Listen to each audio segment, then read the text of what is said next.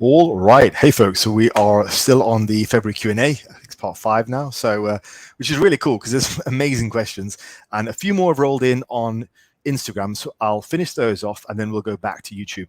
So Seth says, with 3, 4, and 5 being an achievable long-term strength standard, that is the 3-plate bench, 4-plate squat, 5-plate deadlift, achievable long-term strength standard, where do you see committed lifters get stuck at first on average, like squats 2.5 plates or bench 2 plates, etc.?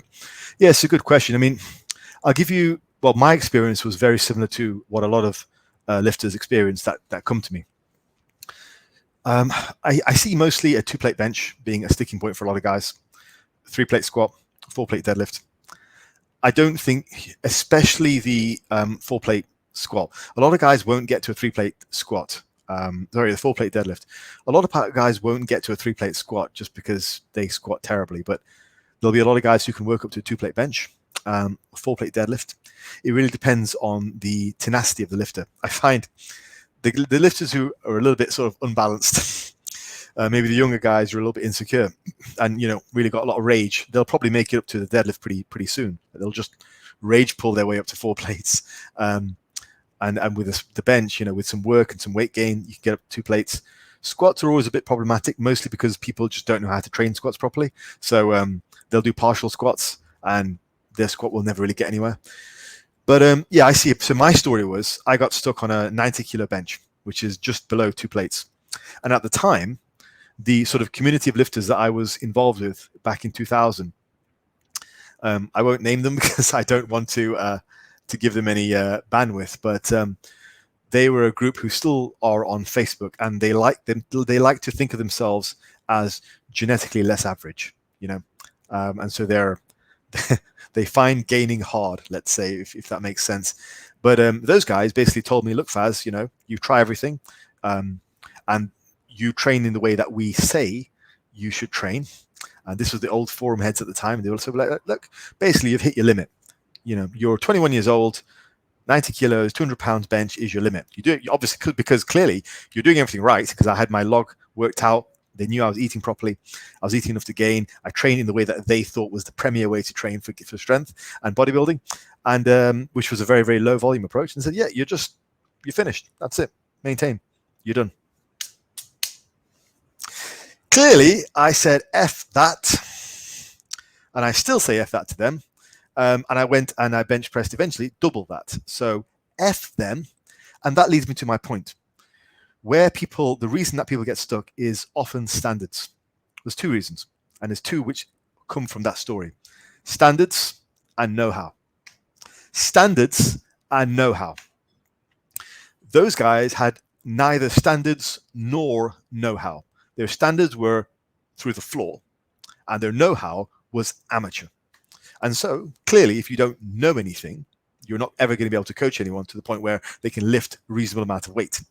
So, as it is, I did bump into them again a couple of years back, and I went onto that forum, and all of those old forum heads are still there with arms like pipe cleaners, still talking about genetics. So, what a waste of life. So, yeah. The main things that will hold you back are standards and know-how. Every able-bodied man is capable of 3-plate bench, 4-plate squat, 5-plate deadlift. Everyone, and the original ethos of that group was to promote those numbers. But the atmosphere in that group now is one which says that you have to be a genetic elite to hit those. So it's a pathetic group of men. So hopefully that answers your question, Seth. Callan says, what are considered average strength genetics? Okay. I probably thought I had fairly good strength genetics myself. I thought from day one I was pretty strong.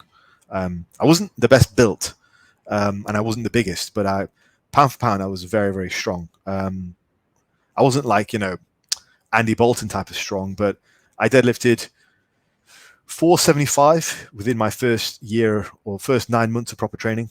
I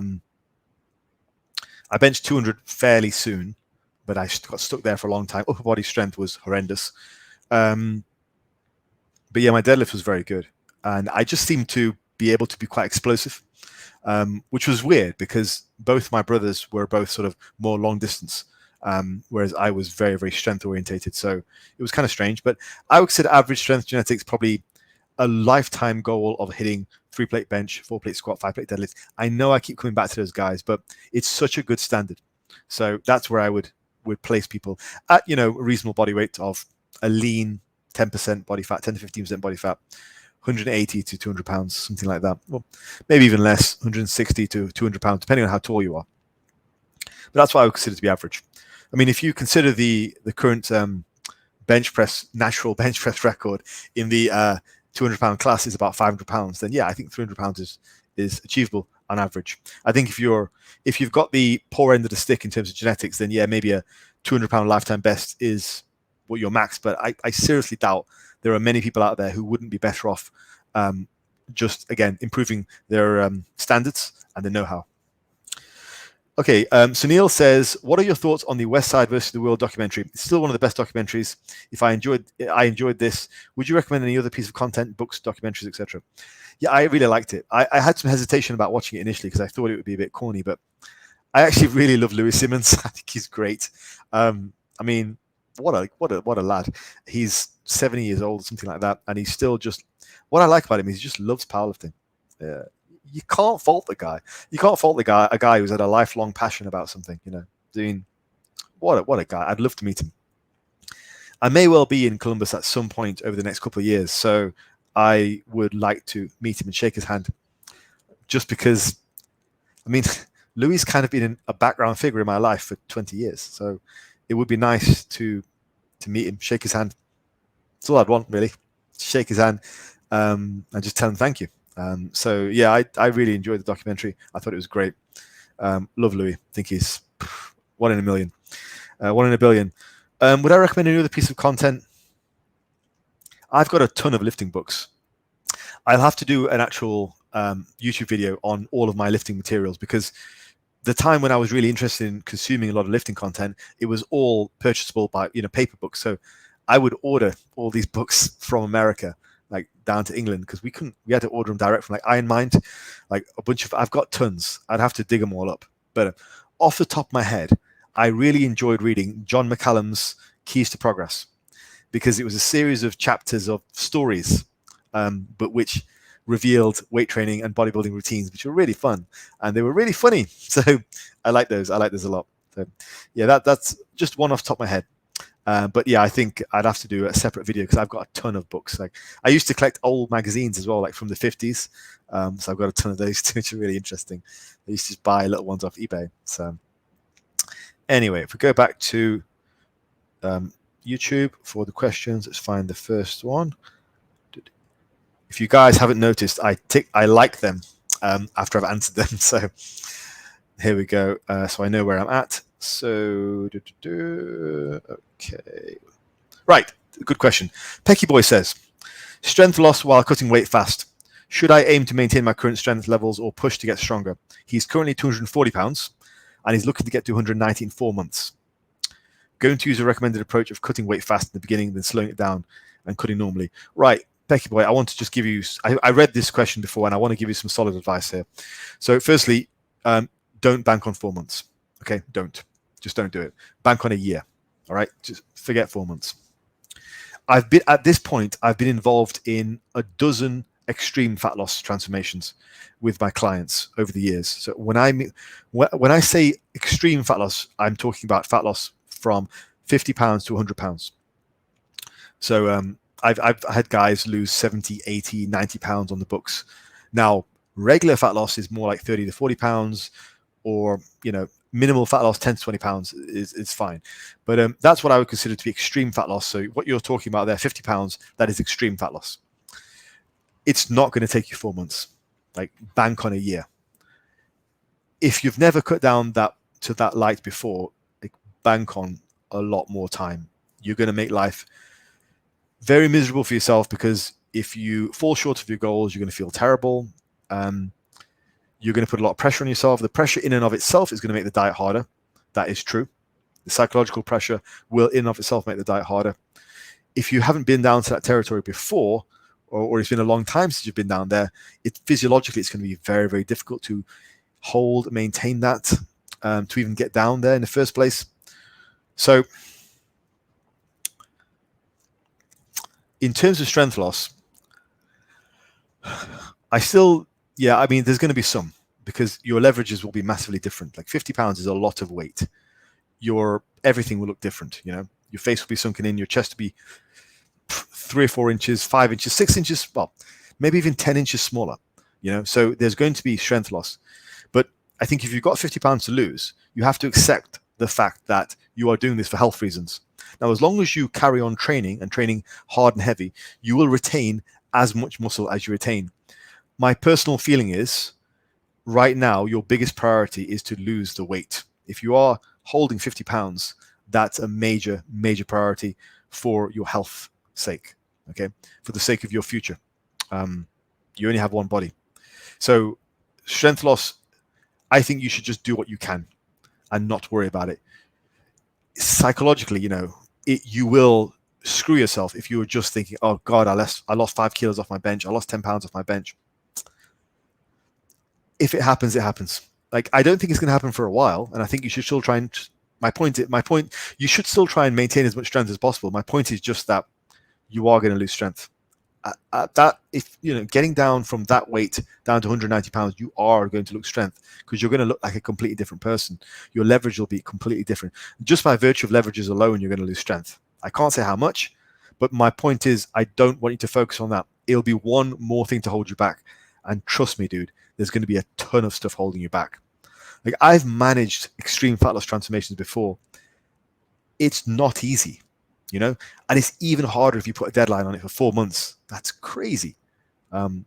8 months at least, more like 12. Just trust me on this. I'm not going to steer you wrong, okay? And I'm not trying to demotivate you. I want what's best for you. I really do. All of you listening, like, I want what's best for you. But you will screw yourself if you put an unreasonable deadline on it, because you will put so much psychological pressure on you. And I'd rather say that now to you face to face, rather than then say to you and BS you and go, yeah, great, give it a good shot. And you get down to the 4-month mark and you're exhausted and haggard, and you've still only lost 30 pounds, which is amazing. But you'll feel disappointed because it's not 50, and you'll be exhausted and probably ripe to put it all back on again, and just binge your way through the next few months. Give yourself a more reasonable time. Yes, I do recommend faster fat loss. I also recommend maintenance phases. So drop 10 pounds, maintain for a while, let it stabilize. Drop another 10 pounds, stabilize. Be intelligent about it, And if you want some help, just the Q&As are always there. I'll be doing another one this month.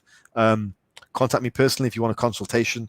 But what you're attempting there is, or coaching, what you're attempting there is big. Just take it from me. Give it a year. Get the deadline out of your head. Take that pressure off. Strength loss, it will happen. Take that pressure off as well. Don't put any more pressure on yourself, because you're attempting to lose 50 pounds. I mean, we should all give you you should all go to this question, give you a cheer and give you an encouraging remark, because, like, good for you. Do it, but don't put more barriers in your way, because what you're attempting is already going to be life-changing. Don't put more barriers in your way, okay? All right, I wish you the best.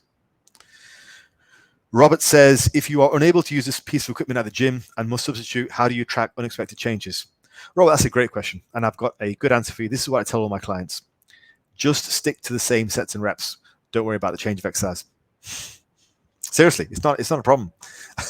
It doesn't matter. Like, all my clients know this. Let's say you go to a new gym, you want to check out a new gym with your buddy, and let's say I've got you doing, I don't know, dumbbell benches, and they don't have heavy dumbbells. I don't know, whatever, right? And they've got a cool machine you want to try. Fine. If I've said, okay, you got to do 3 sets of 8 to 12, and you don't have access to the dumbbells, go do a nice machine for 3 sets of 12. Now, I don't normally do this, but if I have told you to go at a specific intensity, like go to failure or 1 RIR or 2 RIR, just do that. Stick to the same sets and reps, stick to the same levels of intensity, you'll be fine. I do that all the time. I actually, for a long period last year, that's what I did for all of my accessory exercises. I just went in the gym and I did what I wanted. And it's a really nice way of not getting beat up. And I wasn't changing gyms. I was just in the same gym, and I just picked one from a list of exercises. And then I can remember for the triceps, it was, I used to just rotate randomly: dumbbell skull crushers, barbell skull crushers, push downs, overhead extensions, tape presses. Yeah, it was great. It works. It works fantastic. Stick to the same sets and reps. Stick to the same rough intensity if you pay attention to that kind of thing, and if you don't, just train to failure. And yeah, great. Works great. All right. Just another data point says, what are reasonable peak strength and hypertrophy standards for someone who starts lifting in their early 30s with no prior training? Okay, that's a good question. Assume average genetics, but with training, diet, and lifestyle dialed in to an above average level. Okay. Not dedicated like an athlete, but definitely working hard. Okay, good. If it isn't obvious, this question is molded after my own life. I get that. Sometimes I wonder if my expectations are set too low. So I want a professional's opinion. I mean, at 30, you're still pretty young. You know, you got to remember, I hit peak strength at 32, 33. And I think I probably peaked earlier. Like, if I had done things differently, I may still be lifting heavy now, you know, but I don't know. You never can tell, can you? No, I mean, they say that most strength athletes will peak in their 40s. Most bodybuilders will continue to get bigger up to their 40s. So I think 30s is still pretty young, even for starting off. I don't think it's too late. The main thing that you're battling against, and this is kind of like my answer to Seth earlier, is mindset and technique. Well, know-how, knowledge. I mean, obviously you're a regular to the channel, and I love having you here. Like all you guys, you know how I feel about my regulars. Like, you guys are amazing. Right here, you hit me right here. But I mean that. I'm not being sarcastic. Like, I do love my viewers. But the main thing is, like, you know, your standards and your know-how. Standards and know-how is big. You need to believe you are capable of hitting a 3-plate bench, 4-plate squat, 5-plate deadlift. You need to believe that. One of the reasons why it's often easier with younger people is they don't have those predetermined expectations. Like right now, at your age, you're 30, you have a backlog of roughly 15 years of like consciousness where you've molded a view of yourself. You have a view of yourself and how you are in the world in any given room. Now, I can only speak for myself, so I'll say this. When I was 18, I started lifting weights, and you've heard my backstory before. I lost a ton of weight, like 45 pounds, and I gained another 40 pounds back again, and I was just freaking huge, right? And I did it right. I got really strong. That's one of the reasons why I got so strong. I gained a ton of weight while I was getting strong. So for most of my like adult life, I have been big Faz. Oh God, I shouldn't have done that. I know someone's going to do a cutscene of that, but I'll do it again. I've been big Faz. So most of my adult life, so I identify as the big guy. I identify amongst my friends, I am the strongest guy. Often when I walk into a room, I'm the strongest guy there. Often when I'm at the gym, I'm the biggest guy there. When I used to compete in powerlifting competitions, my old coach used to tell me, he said, what you want is when you walk backstage, you want everyone's heart to sink because you walked in, because they're like, fuck, I've got to go up against this guy. That's the kind of effect you need to have on people. That was what I molded myself on. And so when I competed, I want to be not only the best and beat everyone, but I wanted to demolish people, like demoralize them. That was my attitude. I was very competitive. I'm still pretty competitive. But that was always my attitude. And in the gym, I was, I can remember going up to I can't remember how much it was, but I just walked into the gym and there's a few guys deadlifting, and I went in cold and I deadlifted their deadlift bar off the street because I thought it was funny, and it just made me feel like a big man, So, but I'm used. That was my whole vibe. Like, my point is, right now you will have a view of yourself. Okay, now that view of yourself, if you've not trained, if you don't have this experience and that sort of, I won't call it what I had confidence, because it wasn't confidence. It was just a view of myself. It's not really confidence per se. It's just the way I saw myself. If you don't have that way of viewing yourself, you won't be able to see yourself at a 3-plate bench, 4-plate squat, 5-plate deadlift. That will screw you, because subconsciously you won't do everything it takes to get there, because you won't truly believe you can get there. The first thing you need to do is have an honest conversation with yourself and say, look, I'm capable of doing it, because you are. You are. You've asked for a professional's opinion. I've had 22 years in the game. I've been around powerlifting competitions. I've seen people train for 20 years. I've seen those who stick to it and where they end up. I've seen those who train effectively. I've seen those who stay natural as well. Very important. And with my expansive experience, I'm here to tell you, you are capable of that. If you are an able-bodied man, okay, 2 arms, 2 legs like me, you are capable of doing that. I promise you that. You are capable.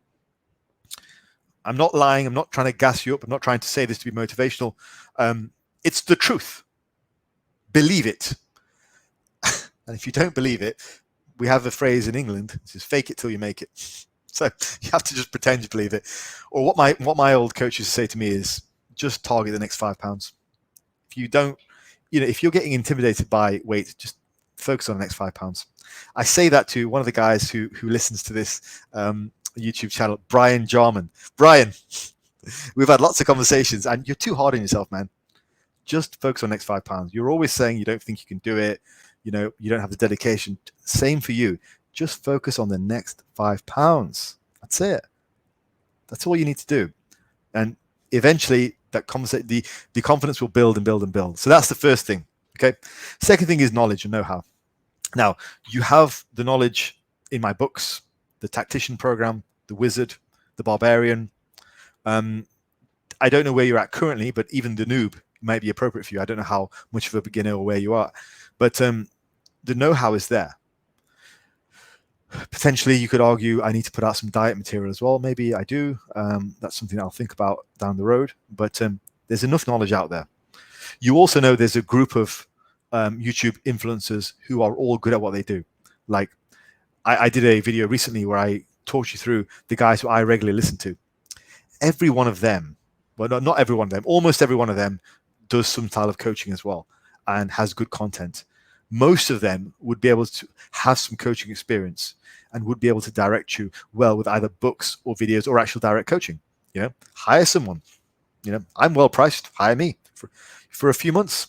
Get to grips with, okay, here's what I need to do. Here, okay, let me just get this done regular in the right way for week in, week out for a few months with a coach who's in my corner, who believes in me. And then at the end of 3 months, I'm like, oh, actually, holy crap, he's right. I can do this. And then go off on your own for a while. Sure, all good. But you've got to believe it, and you've got to know how to do it. Okay. Yeah. I mean, I had a lot of help when I came up, a lot of help. I was going to make a video about this. Sorry, I'm dragging on here, but I love this topic. It's like the belief is, and the journey is just, it's so much fun. Like I was going to make a video on this. When I first started, there were so many big guys at the gym that I went to. It was the gym. I was blessed with the gym that I went to. It was Applebee's gym, right? It's long gone now, but it was full of bodybuilders, Olympic lifters. There was a sumo wrestler there who used to train, arm wrestlers. And I used to ask them all for advice, all of them, every day. Every time I went in, I asked them for advice. And they probably got sick of me, but they never told me to go away. They always spent time, stopped the workout, talked to me with patience, kindness, because they're like, this kid, he thinks we're something. And I know now, I'm nothing special. I'm just a guy who tries to give advice to people. And I'm the same now when people come up to me. I do stop my workout. If they have a genuine question, I'll stop my workout and I'll talk to them for as long as they like, because they're looking to me for advice. So I'm passing along what those guys did for me. And it's so you've got plenty of people to ask for advice. Use that, but you have to have self-belief. If you don't have that, you won't succeed. But like, I believe in you, because again, not trying to motivate you or anything, but it's the truth. You will. You can achieve those numbers, within 5 years if you do it right. Right. Next question. Okay. Helena Handbasket, great name. I have to take an enforced rest of a month following surgery. Any hints and tips to minimize muscle loss and fat gain in that month where I can't lift anything over 5 pounds? Good God, that's not a nice situation. I don't really know the details of the surgery, so I'm going to take this on face value and assume that you really can't do anything. Like maybe you're bedbound or whatever. I don't know, but I would certainly try and. You can't be bedbound for a month. I mean, that's not even healthy. I'd certainly try and walk. I would encourage you to focus on two things. If you really can't lift anything, focus on two things: walk a lot, be active. If you can, if the doctor says it's okay, do 10,000 steps a day. It's still a good standard. And eat well. I think that's a big thing. It's a huge thing, not only to your recovery, but setting you up for further down the road. Think about what skills you can skills you can work on to enhance your bodybuilding and fitness life when you get back to the gym. Like a lot of people in the gym and maybe not so much of my listeners, but a lot of people who I speak to, their diets are horrendous. And they don't even know it. They think their diets are great. But their diets are horrendous. Their sleep is horrendous. They wake up tired. They go to bed tired. They drink too much. They don't do any cardio. And they wonder why they feel like crap. I have guys who are 30 years old, who I talk to on a regular basis, who feel awful. And when you speak to them, when you think about, what are you doing for diet? Like, yeah, I'm bulking. And you ask them how much fruits and vegetables they're eating, and it's like, I ate a banana yesterday. It's like, okay. So, work on things that are going to make your bodybuilding progress better when you're back to the gym. And so that could be learning how to cook. That's good. Learn how to cook, learn how to optimize your sleep. Get all those ducks in a row. Pick up skills. Yeah. Learn, knowledge, motivate yourself. And then when you're back on the gym, then it's game on. That's what I would say. But, of course, your recovery has to be paramount. So I wouldn't want you to do anything too physical if that's the case. So work on the things which are going to facilitate better progress when you get back. It's not a setback, it's a setup. All right. Mickey Chan says, I bench 75 kilos for 8 reps easily. Good. But only pen lay row 60 kilo for 8 reps max, even though I really put a lot of effort onto back muscle groups. Does it imply muscle imbalance? Could my weak back impede my bench progress in the future? I don't think it implies anything. No, I don't think it does. No, I don't think it does. I don't think so. Pen lay rows are an odd one as well. I mean, some people do them very strictly. Some people don't do them very strictly. It's hard to say. I've always been able to bench more than I row. I don't think it's a weakness.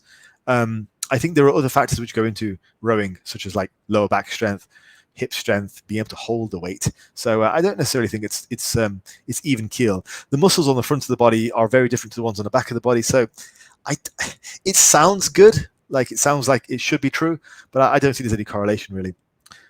I think you should just work hard on both. One thing I do think is important to note is, though, your development will tell you quite a lot.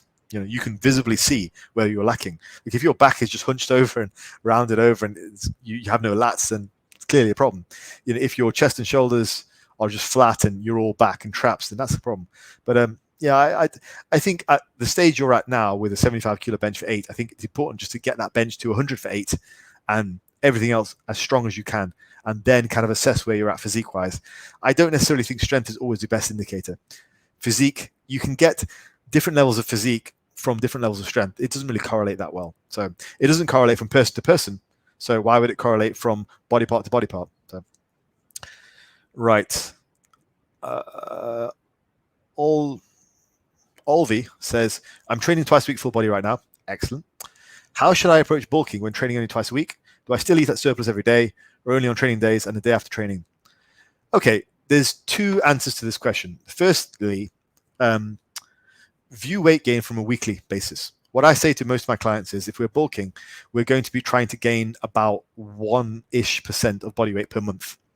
So we want to gain about 1/4% per week. Okay. Now, if you're doing that, whatever you're doing, it's enough. You're giving yourself the best chance of success for gaining strength. Now, that usually works out to be about a 200 calorie surplus on most days. Okay. That's the first thing. Second thing, which is specific to your question, is do I vary the food intake? Now, if the client has a good grasp of food, then I do vary the food intake.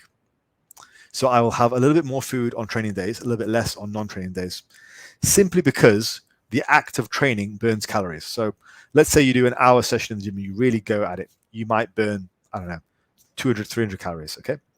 And then let's say you're on a calorie surplus of 200 calories across the week. Well, on the days you're training, which is the days you actually need the extra calories, you're at maintenance. And the rest of the days, you're in a surplus. That doesn't make sense, does it? So it does pay to have a little bit extra on your workout days. The only exception to that is if you don't have your diet dialed in. If it's, let's say you have your bigger priority is really improving your relationship with food. And for a lot of people, that's the case. A lot of people, you're just trying to get them away from the snacks. You're trying to get them away from the junk food. You're trying to get them away from the binges. And, they're just all over the place day to day. They don't prep food. They don't do it. If that's the case, then I think a bigger priority is just to get your eating under control and consistent day to day, rather than try and manipulate things up and down. So that's kind of my thoughts on this. Assuming a trainee has a good grasp of diet and is consistent, then sure, we can play around with a little bit more on training days. But if we're just still trying to nail the basics, then no, it's a no-go. So hopefully that answers your question. It'll depend very much on your approach to diet. Right, I'm going to call it there. There's a couple of really good questions that I want to finish off with tomorrow. I think tomorrow will be the last one, but this has been an amazing series. So I'll call it there, and I'll speak to you guys tomorrow. All the best.